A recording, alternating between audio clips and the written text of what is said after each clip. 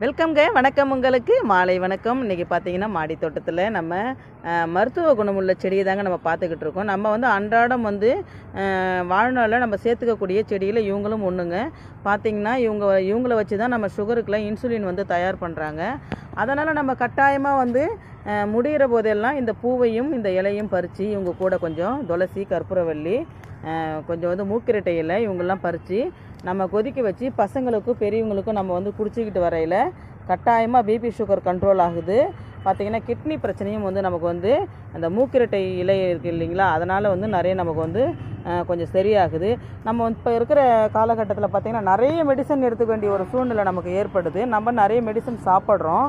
அதையெல்லாம் வந்து சரி பண்ணுறதுக்கு நம்ம என்ன செய்யணும்னு பார்த்திங்கன்னா கட்டாயமாக மூக்கிரட்டை எந்த ஒரு செடிகள் நம்ம பறித்து தழைகள் பறித்து கொதிக்க வச்சாலும் அதில் பார்த்திங்கன்னா ஒரு கொய்யா இலை, அப்புறம் வெந்தயம், கொஞ்சம் மூக்கிரட்டை தழையை நீங்கள் கட்டாயமாக போட்டு கொதிக்க